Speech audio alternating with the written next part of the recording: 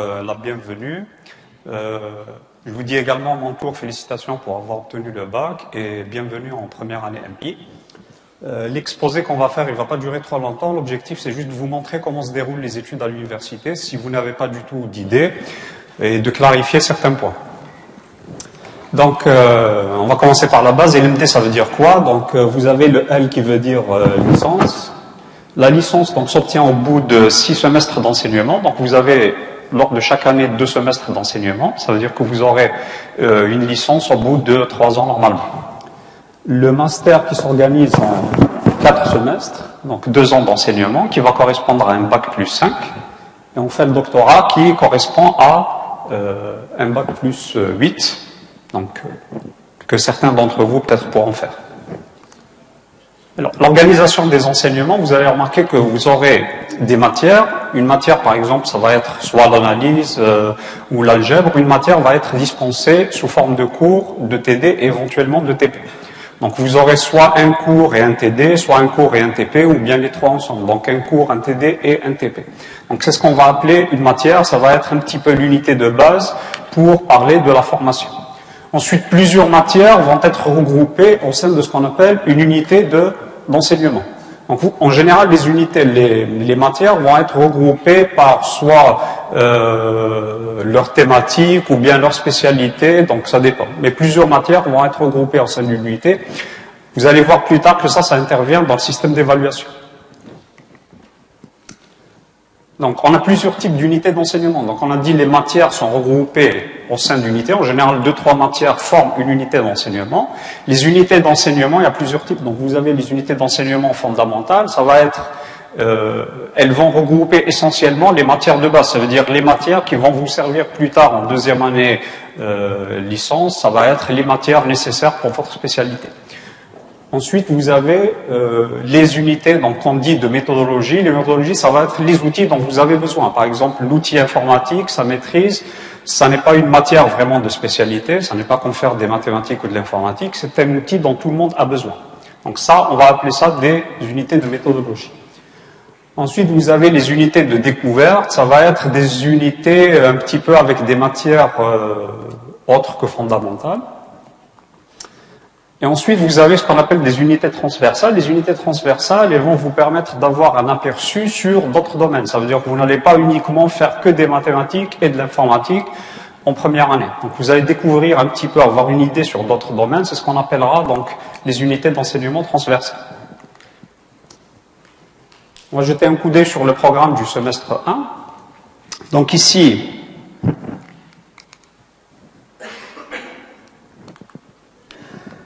voilà. Donc ici, vous avez par exemple la première unité d'enseignement fondamental. Il va regrouper l'analyse 1, l'algèbre 1 et l'initiation à l'algorithmie. Donc l'analyse 1 et l'algèbre 1, ça va être des matières de base dont vous aurez besoin, que vous fassiez donc en licence informatique ou bien une licence mathématique. Vous aurez besoin de ces matières de base en deuxième année. Donc ça va être une unité fondamentale, ainsi que l'initiation à l'algorithmique. Alors, contrairement à une idée reçue chez les étudiants, l'initiation algorithmique, elle va servir aussi en mathématiques, parce que vous ferez de la programmation même en mathématiques. Donc, quand vous allez étudier cette année, je vais essayer de corriger une fausse idée chez les étudiants de première année. Quand ils font leurs études, ils se disent l'année prochaine, on fera informatique, parce qu'on n'est pas très bon en mathématiques. Vous aurez besoin de mathématiques, c'est pour ça que c'est regroupé au sein de la même filière. Vous aurez besoin de mathématiques si vous faites informatique. Vous ferez essentiellement de l'informatique, mais l'informatique, c'est basé sur les maths. Et si vous faites mathématiques, vous aurez aussi besoin de l'outil de programmation. On se sert énormément de programmation en mathématiques.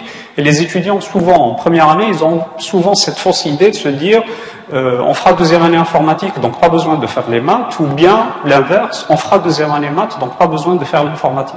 Donc ça, c'est une idée fausse qu'il faut supprimer. Ça n'est pas la même, c'est pas la même programmation que vous ferez si vous faites mathématiques ou informatique, mais vous aurez besoin de programmer, dans les deux cas. Vous aurez besoin de mathématiques, pas beaucoup, mais vous aurez quand même besoin d'un petit peu de mathématiques pour faire de l'informatique. C'est pour ça que les deux filières, que la filière, donc mathématiques, informatique, est regroupée. Il y a beaucoup d'interconnexions entre les deux.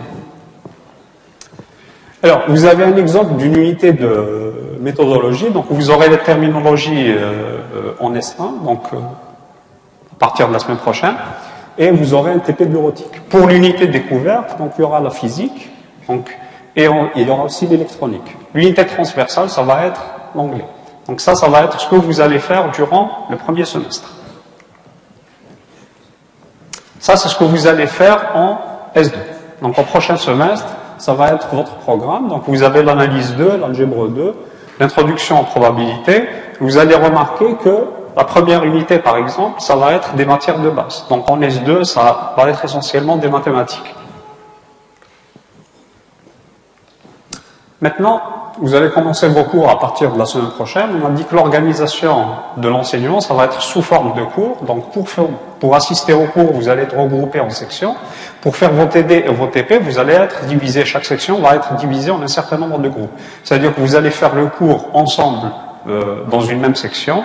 Donc pour faire les TD, par exemple, d'analyse 1, vous ferez vos TD avec, par groupe et avec peut-être sans doute des enseignants différents. Donc ici, l'assiduité à l'université, elle est contrôlée en TD et en TP. Ça veut dire qu'il n'y a pas de contrôle d'assiduité en cours. Ça ne veut pas dire que vous n'allez pas aller en cours. Donc l'enseignant ne vérifie pas. Ça veut dire qu'il n'y aura pas d'appel lors des séances de cours. L'enseignant va faire son cours normalement. Mais l'assiduité, par contre, est contrôlée en TD et en TP. Ça veut dire que l'enseignant va vérifier les présences. Okay. Alors, encore une fois, il n'y a pas de contrôle de l'assiduité en cours. Ça veut dire qu'on ne va pas vérifier si vous êtes présent ou pas. Ça ne veut pas dire que ce qui arrive en général aussi avec les premières années, l'autre fausse idée, c'est que les étudiants souvent tombent dans le piège de rater les cours. Ils se disent de toute façon, il n'y a pas de contrôle. Et ensuite, ils vont en TD, ils espèrent rattraper le retard du cours. C'est-à-dire, si le cours ne servait à rien, on l'aurait supprimé. C'est-à-dire, le cours a une fonction et le TD a une autre fonction. Si vous espérez gérer vos TD uniquement, ça veut dire votre matière uniquement en assistant au TD parce que c'est obligatoire, vous commencez très mal votre année à l'université. Donc, l'assiduité au cours, elle est importante, elle n'est pas contrôlée, mais elle est importante. Okay. Alors, maintenant, la partie, on va dire, sanction. Donc, l'enseignant va contrôler votre assiduité dans les TD et les TP. Au bout de 3 absences non justifiées, l'étudiant sera déclaré exclu de la matière. Ça veut dire, vous ratez 3 TD sans justification, l'enseignant va remettre donc vos absences, vous serez considéré comme exclu de la matière où vous avez effectué 3 absences sans justification.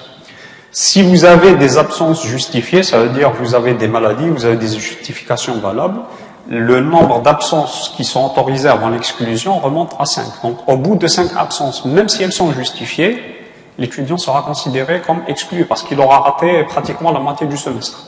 D'accord? Maintenant, l'absence, vous avez 72 heures pour déposer. Ça veut dire, si vous avez des justifications, des maladies ou ce genre de choses, vous avez 72 heures pour les déposer au niveau du département, 3 jours ouvrables. Donc, il faudra déposer ça au plus vite au niveau du département pour que ça soit considéré. Ça veut dire, vous ne pouvez pas vous absenter en décembre et ramener une justification en février, par exemple. Alors, ensuite, lors de vos TD, on a dit que vous allez être répartis en sections. Chaque section va être répartie par groupe. Chaque groupe devra élire un délégué de groupe. Alors, le délégué a une fonction, c'est d'assister aux réunions du comité pédagogique. Donc, il y a une réunion, je pense. C'est ça, il y a une réunion du comité pédagogique par semestre. Une à 2, voilà. Donc il y a en général 1 à 2 réunions du comité pédagogique. Le délégué de groupe va assister à ces réunions, va représenter donc ses camarades dans le groupe, il va soulever leurs soucis, leurs problèmes avec l'enseignement, avec la pédagogie, etc. Si vous avez des soucis qui apparaissent en milieu de semestre, là aussi le délégué peut intervenir à n'importe quel moment, il peut aller voir chez le département et soulever si vous avez des problèmes en matière de pédagogie. C'est-à-dire si vous avez un problème dans le déroulement de votre enseignement, ça va être le rôle du délégué de groupe d'aller voir chez le département et de soulever ces problèmes. On arrive peut-être à la partie qui vous intéresse le plus, ça va être comment vous allez être évalué. Ça veut dire comment va se procéder le contrôle et comment vous allez passer de la première année à la deuxième année. Donc d'abord, comment vous allez être évalué au sein d'une même matière. Ça veut dire, on va prendre l'exemple d'analyse 1 ou d'algèbre 1, ou bien d'initiation à l'algorithmique. Vous allez avoir un cours, vous allez avoir un TD ou bien 2. Alors, vous avez une partie qu'on appelle la note de contrôle continu. La note de contrôle continu, ça va être votre chargé de TP ou bien votre chargé de TD qui va s'en occuper. Ça veut dire quoi concrètement? Il va contrôler votre assiduité. Il y aura un paramètre sur ça dans la note finale. Ça veut dire votre présence, enfin votre assiduité aux séances de TD va être comptabilisée dans cette note. Et il y aura ce qu'on appelle des interrogations. Donc votre chargé TD ou votre chargé TP, tout au long du semestre, va organiser 2 ou 3 interrogations. Et à partir de ces notes-là, il y aura une note qui va évaluer en quelque sorte votre travail tout au long du semestre. C'est ce qu'on va appeler la note de contrôle continu. Ça veut dire que c'est une évaluation continue tout au long du semestre. Ensuite, vous avez ce qu'on appelle la session finale. Donc il y a un examen final au bout du semestre, il y a une session de rattrapage. Alors, la moyenne de l'unité va être calculée sous la forme suivante. Si vous avez un cours avec un TD ou bien un TP, ça va être votre note de TD.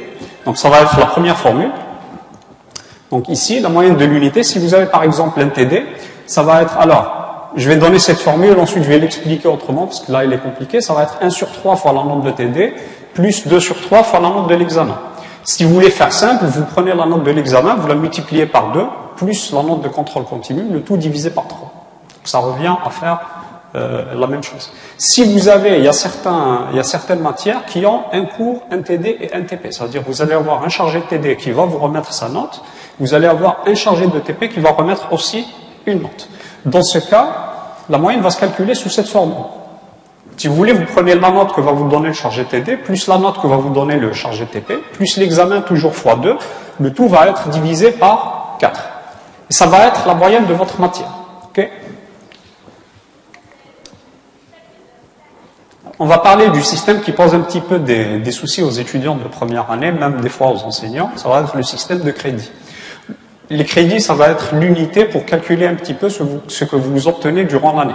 Donc le système de crédit, chaque matière a un certain nombre de crédits. Si vous avez la moyenne dans cette matière-là, donc si vous avez plus de 10, vous allez obtenir les crédits qui sont affectés à une matière donnée. Il y a un exemple plus tard. Pour l'instant, je vais expliquer comme ça d'une façon générale. Ensuite, on verra l'exemple. Lors d'un semestre, il y a 30 crédits en jeu. Ça veut dire, si vous obtenez la moyenne, vous allez obtenir 30 crédits. Ça va être le maximum par semestre. Lors d'une année, il y a 60 crédits qui sont en jeu. Je vous remets donc le tableau de tout à l'heure, maintenant, avec les crédits affectés par matière et les coefficients. Okay?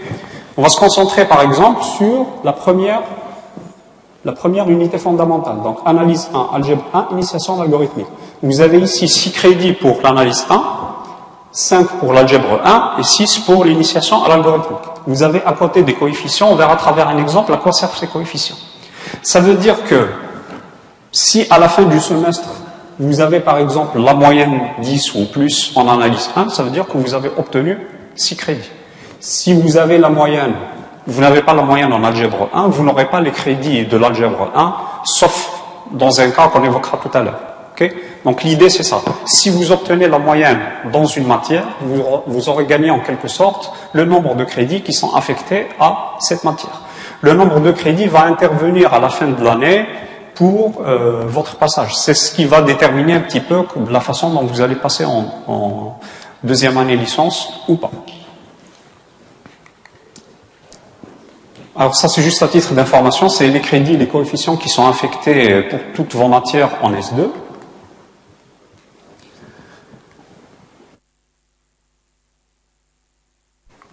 Alors, on va parler de compensation maintenant. Admettons que vous avez en analyse, vous obtenez 12 de moyenne, vous avez en algèbre 7 ou 8 de moyenne, vous avez une autre moyenne dans une autre matière. Comment se fait la compensation? Il y a un système de compensation pour ces matières-là. Ça veut dire que vous pouvez récupérer des crédits par compensation. Je vais vous expliquer la compensation à travers un exemple, c'est mieux que la formule. Alors, on a un premier exemple. Ici, on a mis juste l'unité fondamentale, donc analyse 1, algèbre 1 et initiation de l'algorithmique. Vous avez toujours ici les crédits et les coefficients. Okay?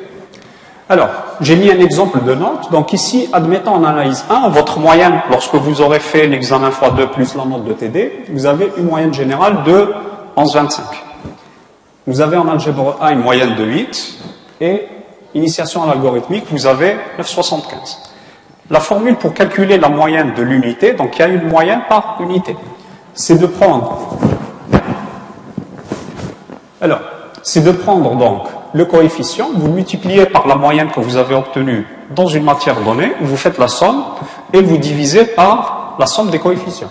Autrement dit, qu'est-ce que je vais faire pour calculer la moyenne de cette unité? Je vais multiplier le coefficient de analyse 1, donc qui est 4 fois 11,25, plus le coefficient d'algèbre 1 qui est 8 fois 2, plus le coefficient d'initiation à l'algorithmique qui est 4 fois 9,75. Alors, ici, le résultat, ça va vous donner 100. Ici, la somme des coefficients, c'est 10. Quand vous divisez par 10, vous allez avoir une moyenne de 10. Alors, ici, en fait, vous obtenez tous les crédits qui sont affectés à l'unité d'enseignement. Ça veut dire quoi? Ça veut dire l'étudiant qui aura eu ces notes.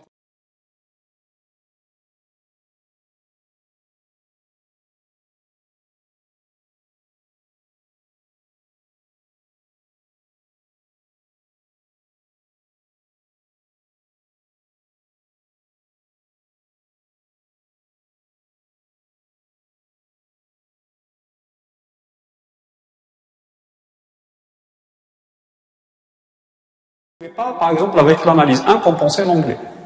Voilà. Voici à quoi sert le système des unités. Donc la compensation se fait essentiellement à l'intérieur d'une même unité. Ok? Alors, on va faire un autre exemple. On va changer un petit peu les notes. Donc ici, vous avez toujours le système, donc vous avez les crédits qui sont affectés, vous avez les coefficients, et on a changé les notes. Donc là, on va dire, l'étudiant a obtenu 10,25 en analyse, 8 en algèbre 1, et 10,75 en algorithmique. Si on calcule la moyenne de l'unité toujours avec les coefficients, donc 4 fois 10,25, plus 2 fois 8, plus 4 fois 10,75, on va obtenir 97. Quand on le divise par 10, on obtient une moyenne de 9,7. Là, l'étudiant ne peut plus compenser. Donc, qu'est-ce qu'il aura comme crédit? Juste les crédits où il a obtenu un 10. Donc, il a eu un 10 plus de 10 en analyse 1, donc il va avoir les crédits d'analyse 1, 6.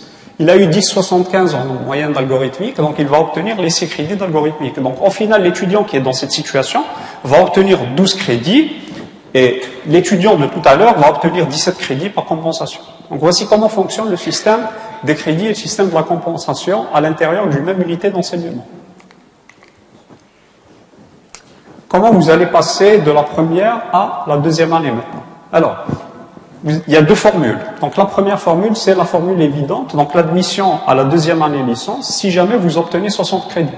Ça veut dire par un jeu de compensation, au semestre 1, vous avez les 30 crédits, au semestre 2, vous avez les 30 crédits. Dans ce cas, vous avez les 60 crédits et vous allez passer en deuxième année.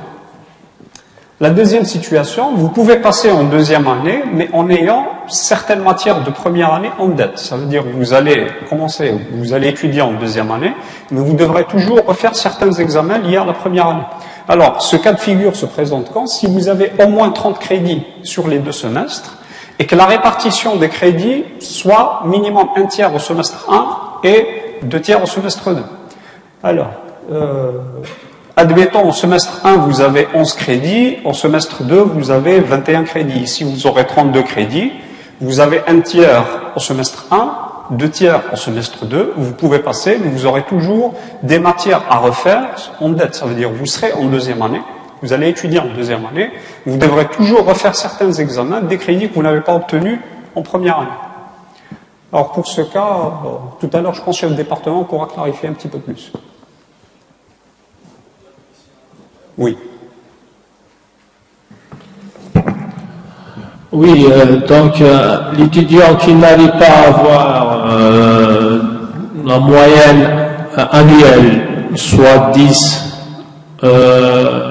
c'est-à-dire en ayant toutes les unités ou bien par compensation entre les unités, l'étudiant peut être autorisé à passer en deuxième année, donc en ayant au moins 30 crédits, comme c'est affiché, donc avec une répartition minimale de 1 tiers dans un semestre et 2 tiers dans un autre. Donc, dans l'un des deux semestres, il faut avoir au moins 10 crédits, 10 crédits, et dans l'autre, au moins 20 crédits. Voilà. Donc, je pense que c'est clair. Hein? Ok. Hein? Ok, merci. Alors, je vais revenir. je vais revenir au tableau, donc au tout premier tableau, pour vous expliquer autre chose. Comment se calcule la moyenne d'un semestre et comment se calcule la moyenne d'une année. Donc si vous avez un petit peu suivi le système de tout à l'heure, pour évaluer la moyenne du semestre, vous devrez prendre vos moyennes donc par matière, les multiplier par les coefficients, la somme, vous allez la diviser par la somme des coefficients. Vous aurez votre moyenne lors d'un semestre. Pour calculer votre moyenne annuelle, là aussi, on va corriger un petit peu une idée fausse chez les étudiants. Ils calculent leur moyenne par semestre avec cette formule, et ensuite ils calculent la moyenne du semestre 1, ils calculent la moyenne du semestre 2, ils font la moyenne arithmétique, ça veut dire ils font la moyenne du S1 plus moyenne du S2 divisé par 2. Ils se disent, on a 10 comme moyenne annuelle, donc on est passé. La moyenne annuelle ne se calcule pas de cette façon. Il faut prendre toutes les matières par leurs coefficients, semestre 1 plus semestre 2, et vous divisez par la somme des coefficients. Parce que le nombre des coefficients entre le semestre 1 et le semestre 2 change. Ce n'est pas le même nombre des coefficients. Donc si vous faites la moyenne arithmétique, vous faites la moyenne du semestre 1 plus la moyenne du semestre 2 divisé par 2, ça ne marche pas. Vous aurez une autre moyenne. Vous allez peut-être croire que vous êtes passé alors que ce n'est pas le cas, ou bien... donc là, la bonne formule, c'est toujours de multiplier par les coefficients et diviser par la somme des coefficients.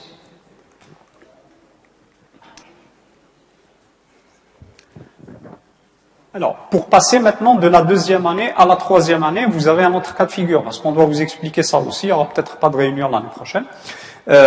Pour passer de la L2 à la L3, donc admettons que vous êtes en deuxième année, comment vous allez passer en troisième année? Là aussi, vous avez le cas le plus simple, c'est comptabiliser tous les crédits durant les 2 années. C'est-à-dire, si vous avez 120 crédits, vous allez passer donc de la deuxième année à la troisième année.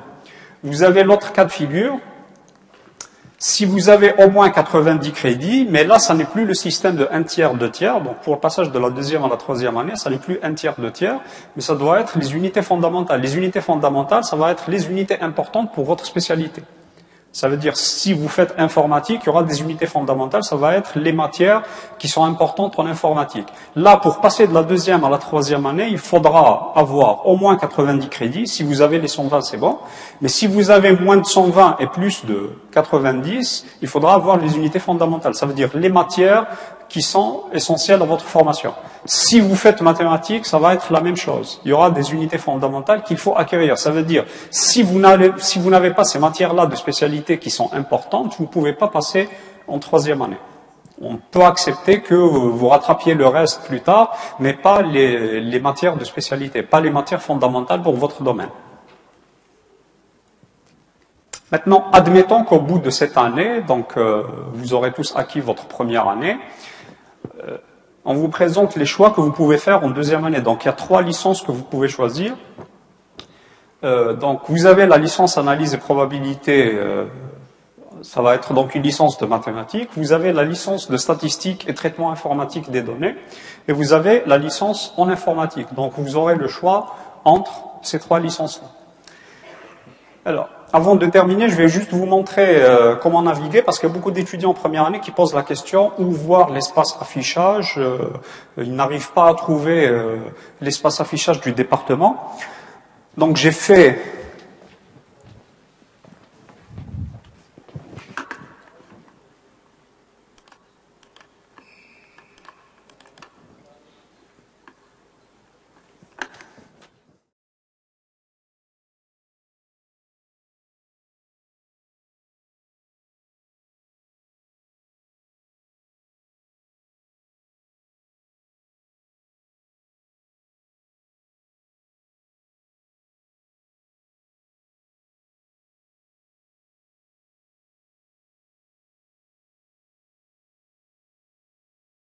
Choisissez faculté, il y aura une petite mise à jour de la page et vous allez choisir le département de mathématiques. Il n'y a pas un département qui s'appelle MI, c'est le département de mathématiques qui gère la première année MI. Vous avez ensuite 2 onglets qui intéressent particulièrement les étudiants. Ça va être donc l'onglet affichage essentiellement. C'est là que vous allez trouver les listes de groupes, les dates pour les examens. Ici, par exemple, l'emploi du temps.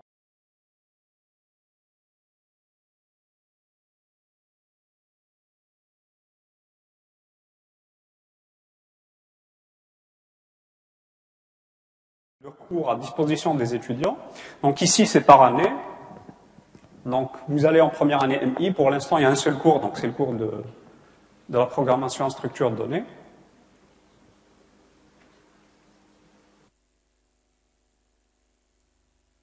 Voilà.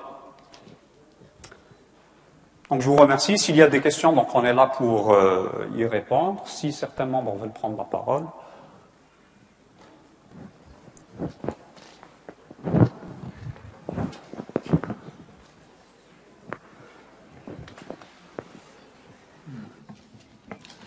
On remercie M. Chemla Al-Rasri pour cet exposé bien détaillé et clair. Maintenant, on passe la parole